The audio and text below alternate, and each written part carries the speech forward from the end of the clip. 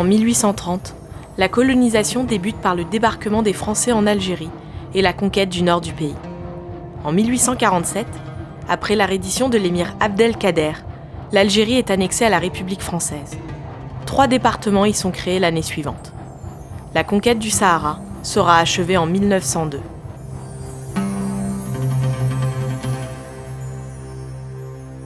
La population est composée à 90% d'indigènes, mais ce sont les 10% de colons européens qui détiennent le pouvoir. Les inégalités sont flagrantes, tant du point de vue socio-économique que du point de vue politique. « 8 mai 1945, la fin de la Deuxième Guerre mondiale, partout en France, mais partout en Algérie. Tout le monde dehors pour fêter la fin de la guerre. Et donc le 8 mai 1945, c'est la joie. Mais il ne disait pas indépendance, il disait nous, Algériens, on veut avoir maintenant, on a beaucoup donné pour la libération de la France, on veut avoir les mêmes droits que les gens de souche européenne. Un Algérien, il fallait 3 voix d'Algériens pour une voix d'Européen. À Sétif, à un moment donné, un policier s'est senti entouré, mais il a cru qu'il était en danger, alors que, voilà, et il a pris son pistolet, il a tiré en l'air, ou il a blessé des gens, je ne sais pas.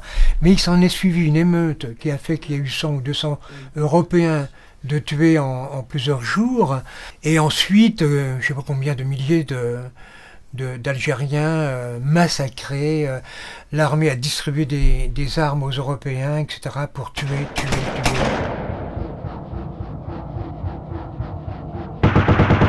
La Toussaint rouge.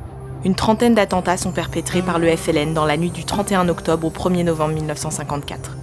Le bilan est d'une dizaine de tués, mais à partir de ce moment, les attentats seront de plus en plus nombreux. 414 en 6 mois. C'est le début de la guerre d'Algérie. À partir de ce moment, la présence militaire française s'intensifiera, passant progressivement de 100 000 à 400 000 hommes.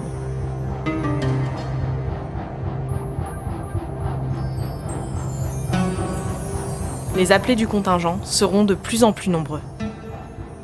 La durée du service militaire s'allongera de 18 à 30 mois.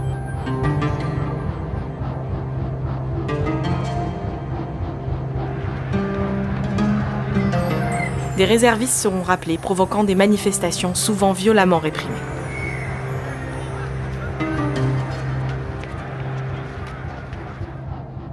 « 13 mai 1958. Suite à plusieurs journées de manifestations, l'armée prend le pouvoir à Alger. Et cet événement, le putsch d'Alger, précipitera la chute de la 4e République et l'avènement du général de Gaulle. J'ai compris. Je sais ce qui s'est passé ici.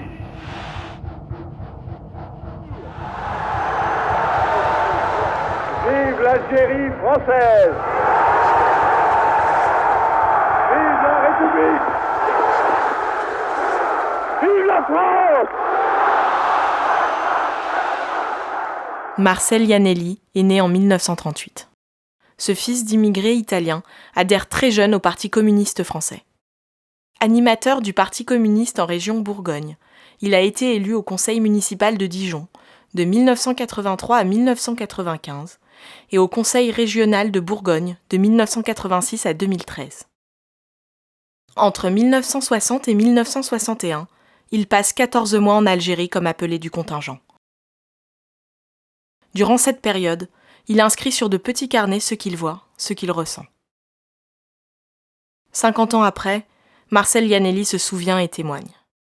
Moi, j'avais un vrai problème de conscience, parce que j'étais opposé à ce qu'on appelait pas encore à l'époque une guerre, c'était des opérations de maintien de l'ordre. On disait ça, mais c'était bien une guerre.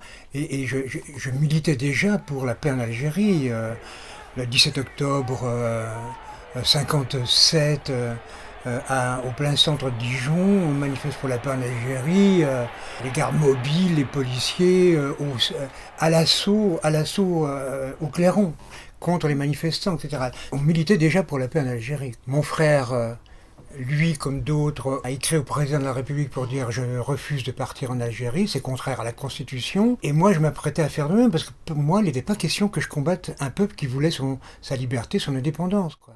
Au parti, on nous dit maintenant, il faut aller sur place pour faire votre travail de militant communiste sur place avec les appelés en Algérie. Je n'y suis pas parti tout de suite parce que j'ai fait 28 mois de service militaire, dont 14 mois à Auxerre. Et à Auxerre, j'ai commencé à faire mon boulot dans l'armée, dans la caserne, mon boulot de militant communiste, parce que je distribuais clandestinement, bien sûr, des tracts qui parlaient de la paix en Algérie, etc., que je distribuais sans me faire choper dans la caserne, tout ça. Donc je faisais déjà mon boulot là. Et dans ma tête, bien sûr, ensuite, quand est venu le moment de partir, il n'était pas question que j'aille combattre un peuple qui voulait son indépendance. Et c'est pour ça que je voulais faire comme l'avait fait mon frère, refuser de partir et donc faire plutôt la prison plutôt que de me battre. Voilà, et c'est à ce moment-là que la direction du Parti communiste nous a dit, écoutez, c'était bien que des jeunes refusent de partir en Algérie pour donner de l'ampleur à notre refus de la guerre d'Algérie. Mais maintenant, il faut aller plus loin. Il faut aller sur place avec les gars du contingent, avec les appelés, pour les gagner à la compréhension du caractère de cette guerre et pour faire en sorte que nous aussi, nous soldats, nous contribuions à ce que la paix vienne le plus vite possible. Voilà, cet acte militant que j'ai accepté bien sûr parce que ça m'enchantait pas, mais en même temps, j'estimais que j'étais d'accord avec ça, bien sûr. C'est pour ça que je me suis retrouvé dans ce sacré commando de chasse en Algérie.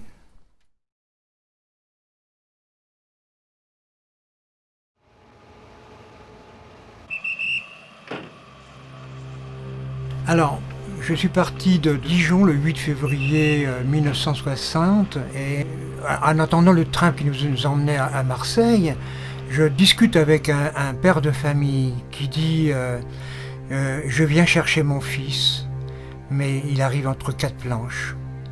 Voilà, et il disait vraiment, il faut que les gens prennent conscience que c'est une guerre là-bas, que c'est atroce pour nous.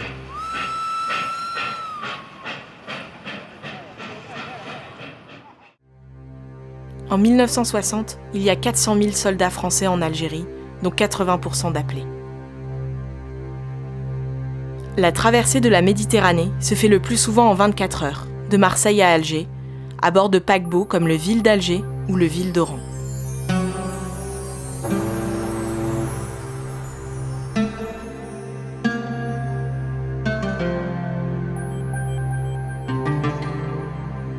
En arrivant de Alger à Biskra, on voyait des chenillettes partout, tout ça. Déjà la première image, c'était pas des opérations de maintien de l'ordre. Vraiment, j'étais surpris par ça aussi. Les jeunes qui partaient avec moi n'étaient pas très conscients de ce qui se passait, plutôt tranquilles, quoi. Plutôt tranquilles, en disant, bon, opération de maintien de l'ordre, on va aller faire en sorte que l'ordre soit l'ordre colonial, c'est moi qui le dis, l'ordre colonial soit rétabli.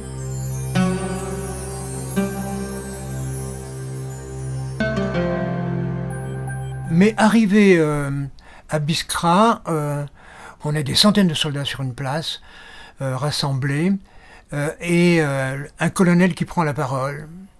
Voilà, je veux des volontaires pour un commando, que les mains se lèvent. Je veux 5 volontaires.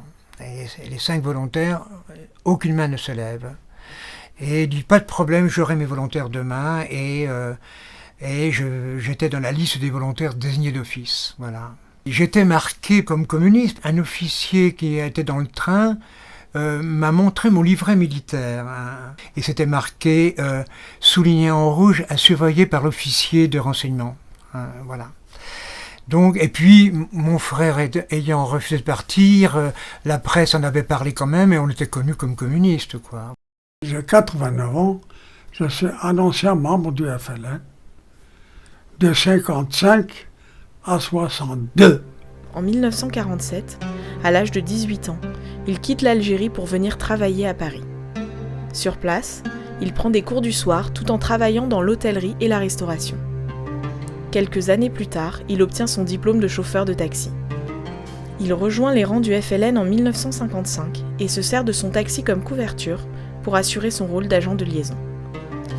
Il transporte des armes, de l'argent et des membres du FLN à la frontière espagnole et à la frontière suisse pour alimenter la révolution en Algérie. Il a également participé à l'exfiltration, vers la Suisse, de joueurs algériens de football à la veille de la Coupe du Monde de 1958, leur permettant ainsi de constituer une équipe algérienne clandestine. Il est décédé à Alger le 25 avril 2019. Alors, le directeur a décidé de m'exclure parce que j'étais indigène. Et pourtant, j'étais très très très fort. J'étais de concurrent avec son fils. Il appelle mon grand-père en lui disant « Prends ton petit-fils pour aller garder les chèvres ». Voilà, la justice entre l'indigène et les Français. Et donc, je me suis retrouvé aux premières lignes. C'était un commando héliporté sur les théâtres d'opération, etc. Je savais que ça serait très dur. Il fallait d'abord que je convainc mes camarades, appelés, du caractère de cette guerre-là. On n'était pas en Algérie, on était dans un des départements de la France, quoi. On venait remettre l'ordre, pas plus, c'était une idée qui ne souciait pas plus que ça les soldats. Dans ce commando, mon souci, c'était de leur faire prendre conscience du caractère de cette guerre, de ce que nous faisions, qui n'était pas encore appelé guerre. Et donc, un de mes copains qui disait « Mais pourquoi tu t'opposes à cette guerre ?» Je disais « Mais c'est pas une guerre pour la France. Voilà, n'allez pas vous faire tuer, n'allez pas commettre de saloperies pour une guerre qui n'est pas une guerre pour la France. » Donc, le directeur a construit un stade de tennis spécialement pour son fils. Alors nous, qu'est-ce qu'on faisait? On nous donnait des petites bêches pour bêcher les légumes, pour arroser les légumes. Mon grand-père connaît un ami à mon père qui était épicier. Il m'a amené chez lui comme épicier pour manger, pour pas crever de faim. Il fallait que je me fasse adopter par les gars. J'étais un militant communiste qui refusait de faire la guerre. Curieusement, quand même, je suis devenu un peu copain avec des soldats de carrière venant des colonies et qui avaient des idées très progressistes, dans le commando. Sinon, les bougnoules, les arabes, les ratons, on va se les mater, quoi. C'était quand même l'ambiance générale. Les officiers. C'était il faut appliquer ce que l'armée nous ordonne de faire et ce que l'armée nous ordonne de faire, c'est par tous les moyens, ça c'est l'ordre qui a été donné par les hommes politiques de l'époque, de dire utilisez tous les moyens que vous voulez pour en finir avec la rébellion. Et bien quand on dit ça à une armée, l'armée utilise tous les moyens. Et donc l'officier du commando qui hurle dans un ratissage « Ramassez tout ce qui est torturable !»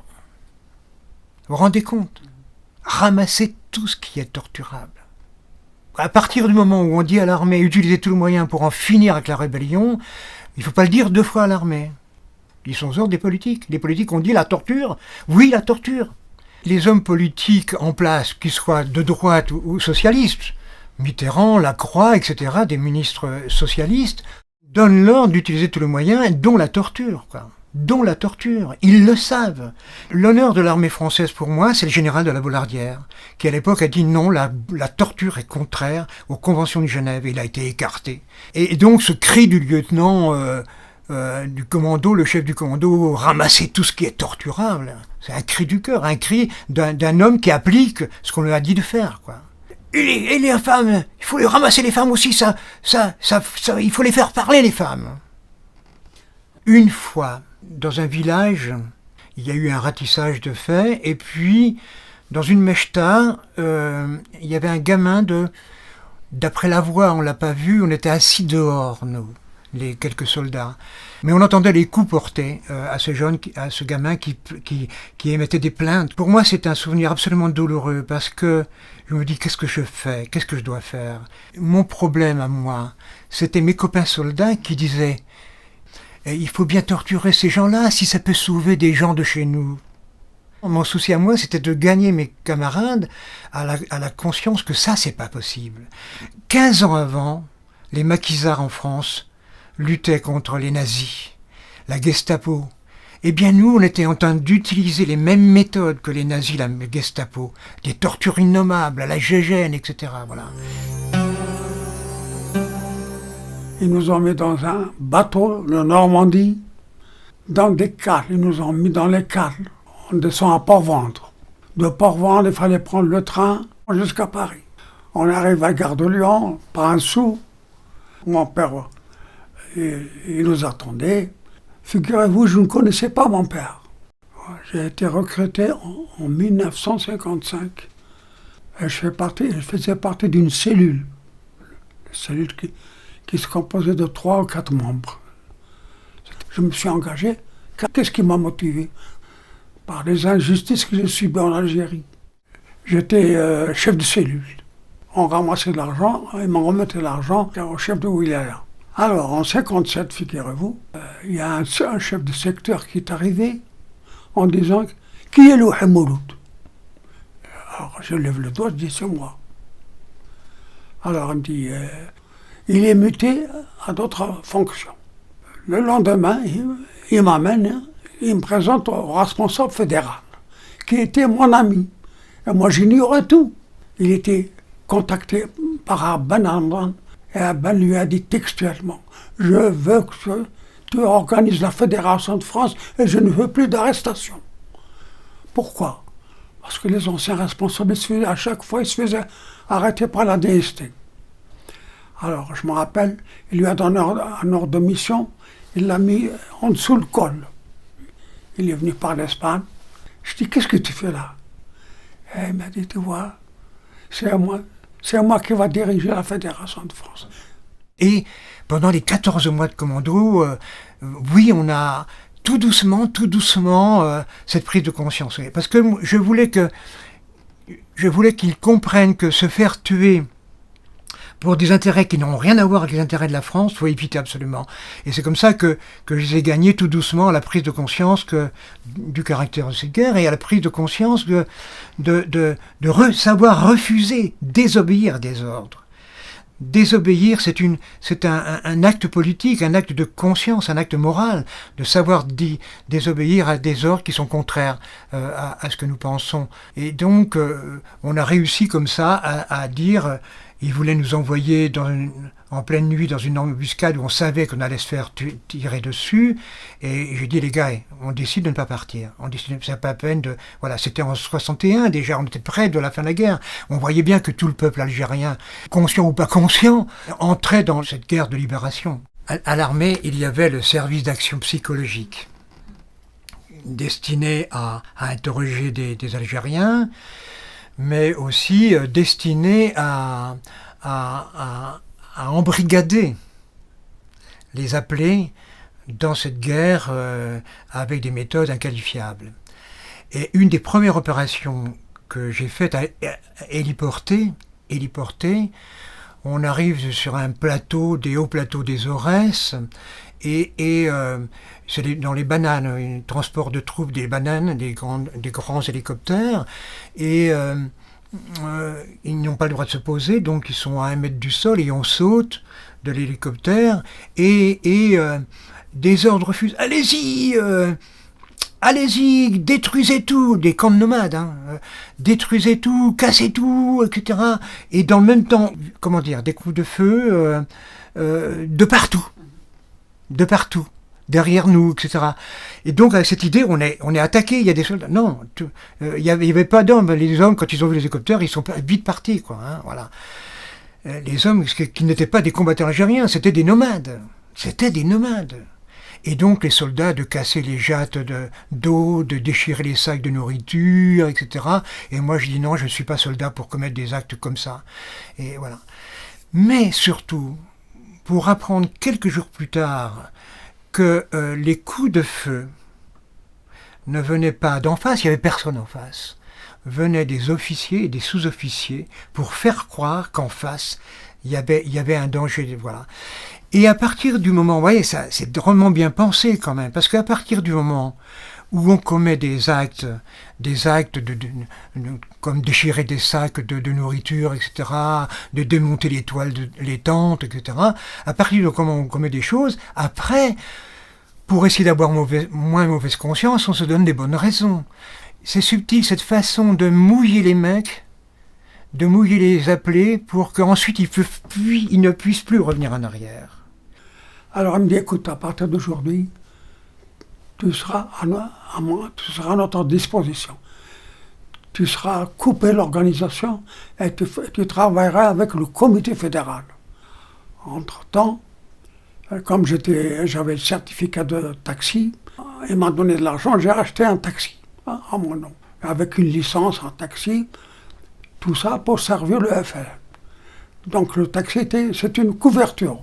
À partir de là, j'étais permanent, jour et nuit, au service du comité fédéral, jusqu'à l'indépendance.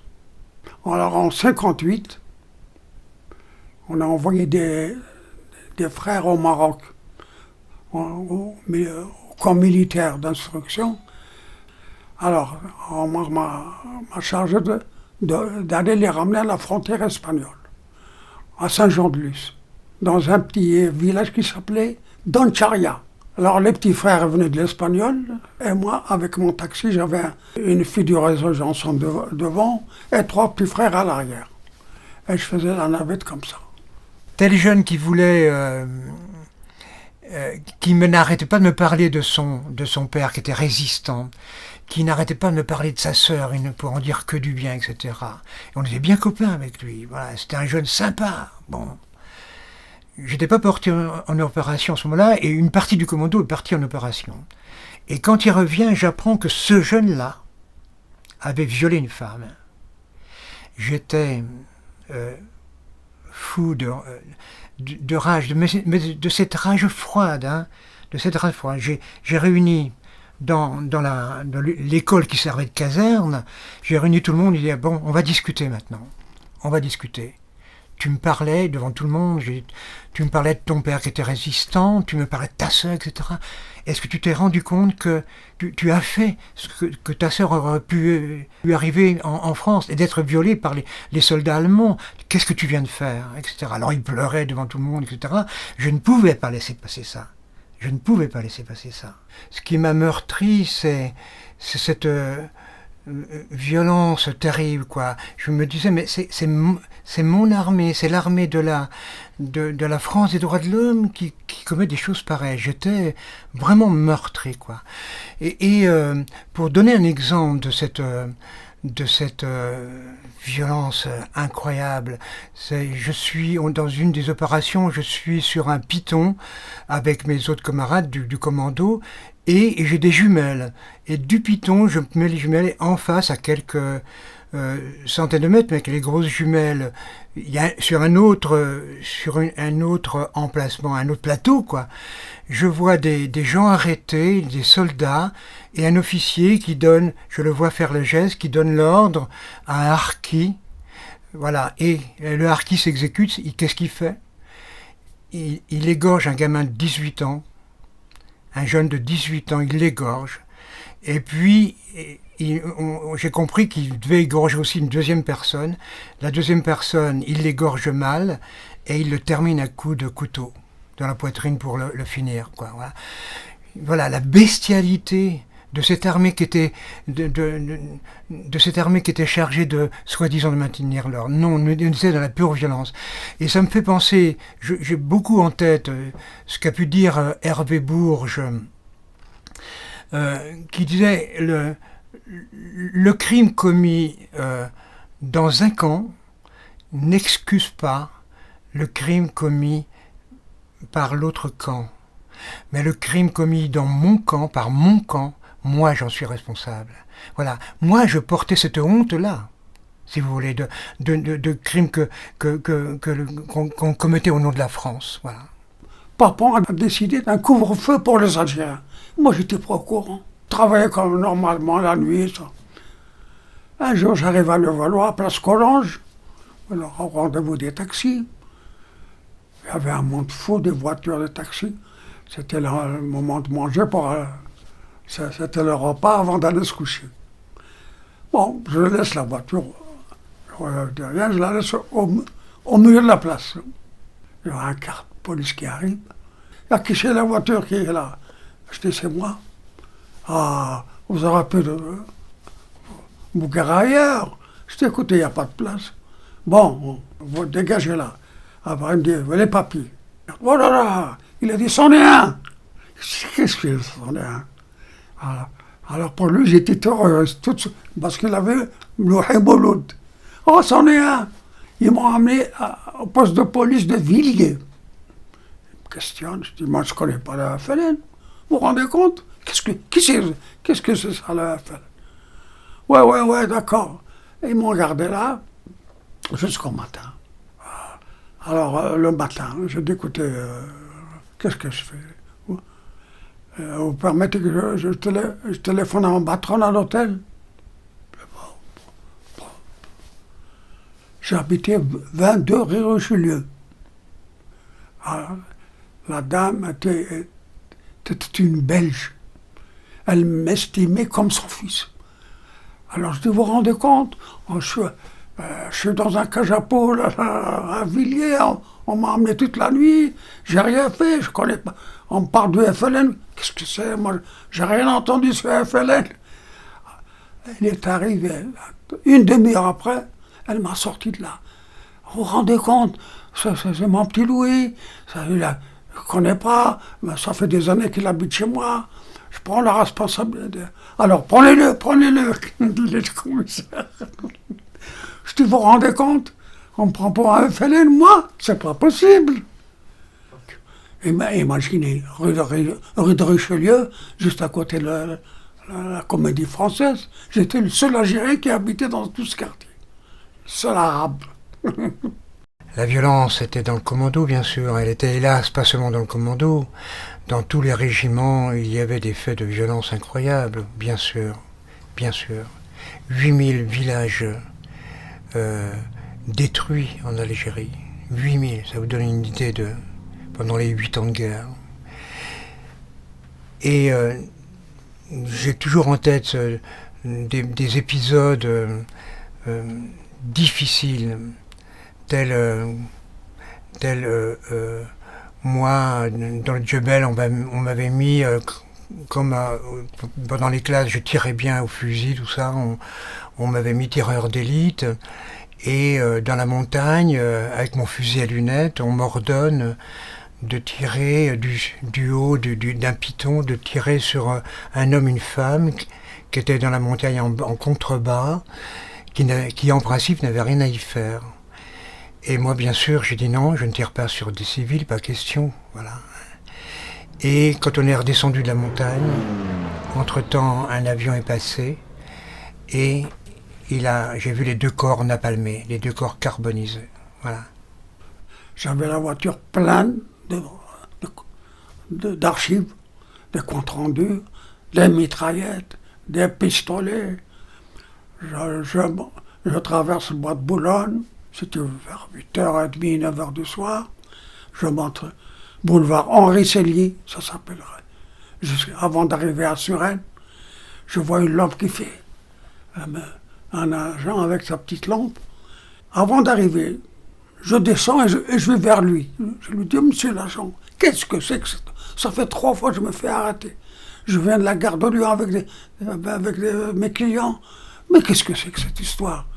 Je dis, écoutez, vraiment, il y en a marre de FLN, ils n'ont qu'à aller faire la guerre chez eux. Qu'est-ce que c'est que ça? On peut plus travailler, c'est pas possible. Alors il regarde comme ça. Elle dit, allez, passez. Alors mon responsable, ouf, bah dis donc, t'as du culot, toi. Et un autre exemple douloureux, un ami soldat, on s'était perdu de vue, ça faisait des mois qu'il était dans un autre régiment et je le rencontre à Hassim Messaoud. Et je vois cet ami qui était très jovial, complètement métamorphosé, je dis, qu'est-ce qu'il y a, qu'est-ce qui se passe? Et il finit par me dire ce qui s'était passé. Dans son régiment, il y avait un adjudant de la Légion qui, en pleine nuit, lui a ordonné de se lever et de prendre sa mitraillette. Et il dit, j'ai compris ce qu'il voulait faire, parce que la corvée de bois était assez coutumière. Et lui, de me dire, mais je voulais pas partir, je voulais pas y aller, etc. Et puis l'adjudant de le menacer de mort s'il n'exécutait pas son ordre, quoi. Voilà, la corvée de bois, c'était des prisonniers dits fellagas, moi je dis combattants algériens. Pour s'en débarrasser, on disait tentative de fuite et on les exécutait. C'est-à-dire qu'on leur disait allez, tu t'en vas, dans pleine nuit, tu t'en vas.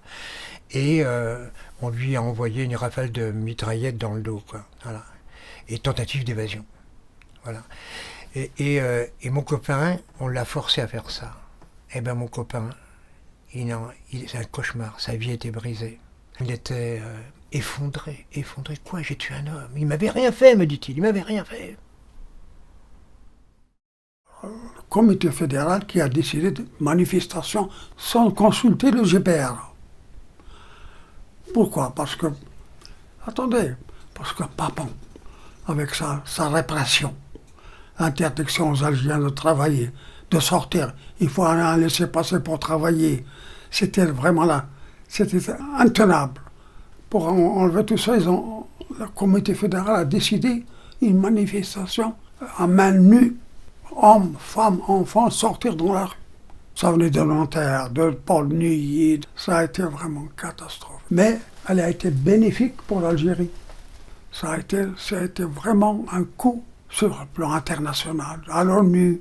C'était à 50% de l'indépendance grâce à cette manifestation. Il y avait plus de 300 morts. Alors M. Papon disait il y a 2 blessés graves, 3 blessés parmi les gardiens de la paix. Or quand on jetait les gens vivants, au pont Saint-Michel, au pont Neuf, on a trouvé même qui était pendu au bois de Boulogne, sur un arbre. Ça a été épouvantable. Et tout ça, c'est M. Papon. Les soldats, les appelés, étaient quand même un peu dérangés par ce qu'on leur faisait faire, quoi. Et donc, de la culpabilité était à fleur de peau, tout ça, quoi. Moi, je ne voulais pas enfoncer le clou de la culpabilité. Je voulais surtout leur dire, les gars, ne vous salissez pas les mains. Ne commettez pas des choses que vous allez garder pour vous toute la vie. N'allez pas vous faire tuer pour des intérêts qui n'ont rien à voir avec l'intérêt de la France, etc. Voilà. C'était ça, quoi. Ce travail de militant que je voulais m'imposer. Imaginez-vous, je jouais de l'harmonica déjà à l'époque, dans le cantonnement, on était plusieurs à chanter la Jeune Garde. Vous vous rendez compte, ce truc absolument hétéroclite, bizarre. 2-3 copains ont chanté la Jeune Garde. Prenez garde, vous les sabreurs, les bourgeois, les curés, etc. Bon.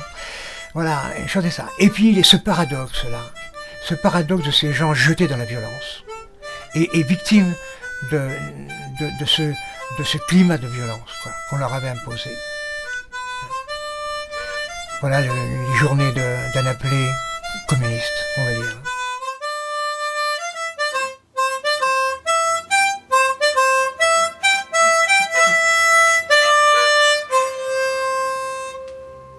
Un pouvoir insurrectionnel s'est établi en Algérie par un prononciamento militaire. Ce pouvoir a une apparence, un carteron de généraux en retraite. Il a une réalité, un groupe d'officiers, partisans, ambitieux et fanatiques. Le jour où je mets le pied sur le bateau qui nous ramenait à Port-Vendre, en France, donc, ce jour-là, il y a eu le putsch des généraux Félon et des officiers et sous-officiers. Il s'est passé une chose formidable, hein. Les gars du contingent se sont rebellés et ont désarmé les officiers et les sous-officiers Félon. C'était quand même un certain nombre en Algérie, des militants communistes, des militants chrétiens, des militants anarchistes, voilà, une série de gens à avoir conscience de cette guerre, quoi.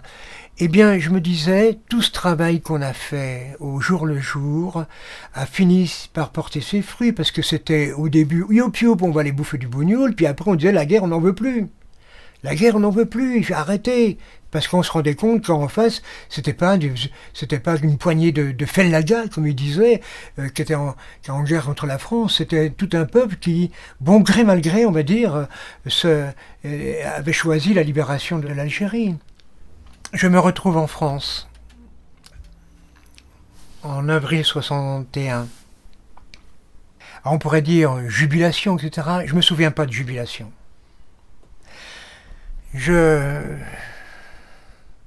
J'ai du mal à me retrouver dans la vie civile. J'ai du mal à baigner à nouveau dans ce chaud climat familial, etc.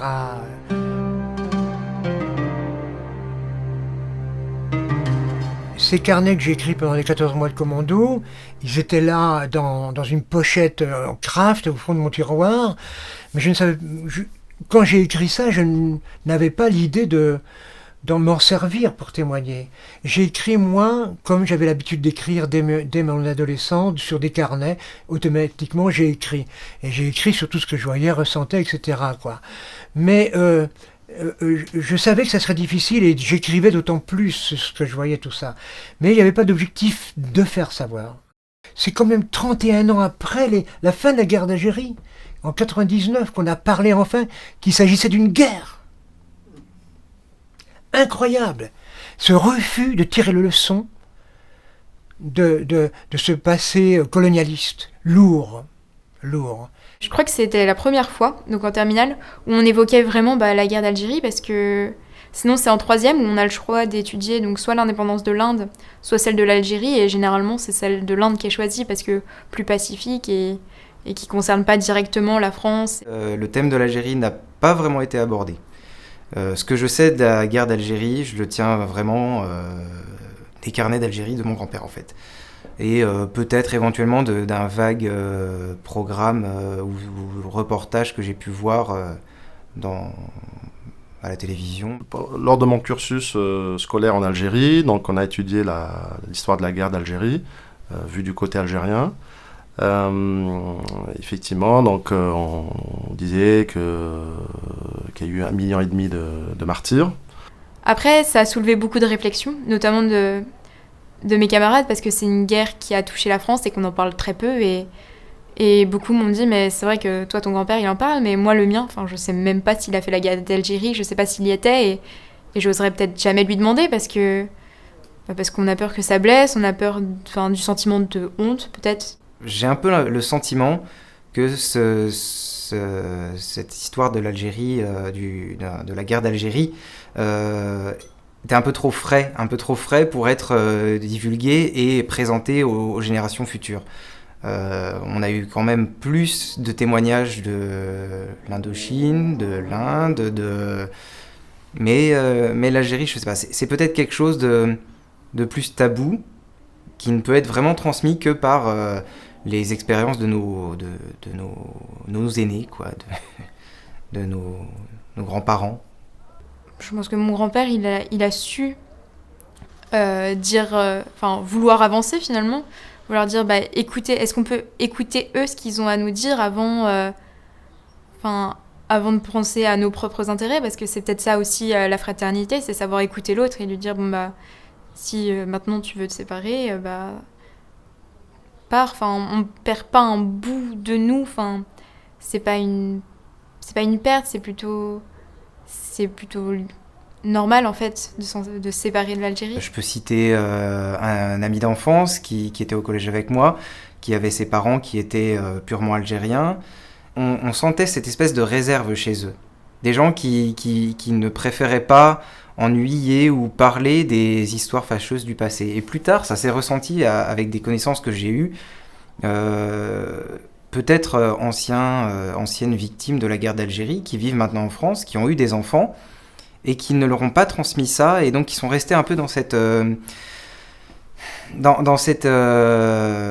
mutisme, cette soumission un peu à se dire vaut mieux pas trop parler des problèmes du passé pour garder notre image et notre place en France, qui a été incomprise par leurs enfants, par les plus jeunes générations, qui se sont peut-être marginalisées pour le coup.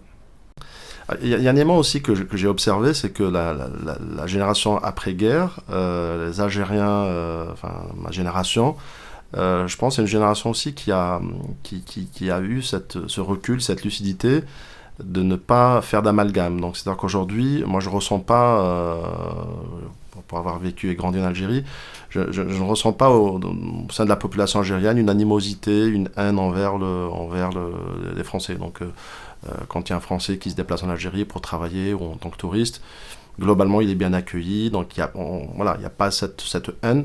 Par contre, il y a un réel, une attente, un besoin de reconnaissance de ce qui s'est passé. Ils ont fait faire silence aux médias, ils ont censuré. Il fallait surtout pas parler de ce qui se passe en Algérie. Et les films qui sont sortis, ils ont été longtemps interdits, quoi. Au contraire de ce qui s'est passé aux États-Unis, où tout de suite, avec la guerre du Vietnam menée par les Américains, tout de suite, il y a eu beaucoup de témoignages, beaucoup de livres, beaucoup de films, etc. La France s'est payée, les hommes politiques de l'époque se sont payés le luxe de dire on n'en parle pas. Silence. Silence.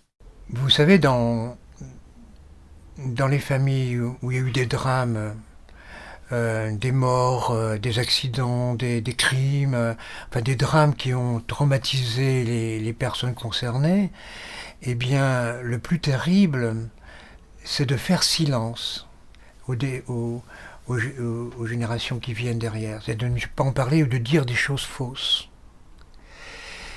Eh bien ça, c'est lourd de conséquences parce que la non-transmission de traumatisme vécu douloureusement par les personnes concernées se traduit par souvent après 1, 2, 3 générations. Mais du coup, on voit bien le fait que la non-transmission dans les familles, c'est grave, mais la non-transmission au niveau sociétal, là, à plusieurs dizaines, centaines de milliers d'exemplaires, 4 millions d'appelés, 80% de ces appelés n'en ont jamais parlé. Il faut voir les dégâts psychiques que c'est la cause. La violence n'était pas unilatérale d'ailleurs, hein, je précise, du côté du FLN et des combattants algériens, c'était la violence. Après, moi je ne porte pas de jugement, c'est aux Algériens de tirer les conséquences de cette guerre aussi, des excès, des exactions commises dans cette lutte-là. Ça me regarde pas, ça les regarde. Moi je dirais non, il faut continuer à faire ce travail de mémoire et aller vers la reconnaissance des crimes coloniaux commis par l'État français. La reconnaissance, le fait qu'il y a eu des crimes d'État, des commandes d'État. C'est au contraire de créer les conditions que ce travail, le nôtre, mais celui aussi des Algériens, permettent qu'il y ait des relations nouvelles qui se créent entre la France et l'Algérie.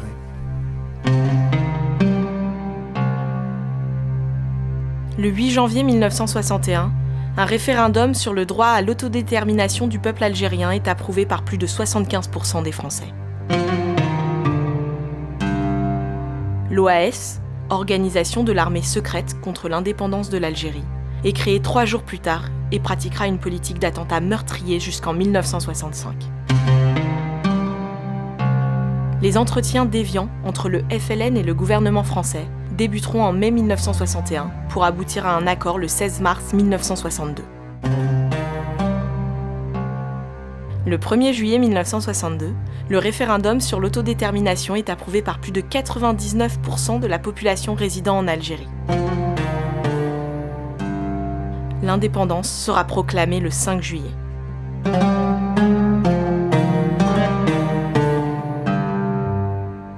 Entre 1954 et 1962, ce sont plus de 1 340 000 appelés ou rappelés et plus de 400 000 militaires de carrière, soit un total de 1 750 000 hommes, qui participeront au maintien de l'ordre en Afrique du Nord.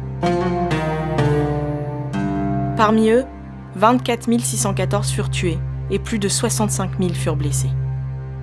À ces militaires français, il faut ajouter 400 000 musulmans algériens, les harkis, qui ont combattu du côté français. 90 000 harkis, ont pu gagner la France après la signature des accords d'Évian et ont obtenu le statut de réfugiés. La grande majorité des Harkis est restée en Algérie. Et parmi ceux-ci, plusieurs dizaines de milliers furent exécutés durant les premières années de l'indépendance.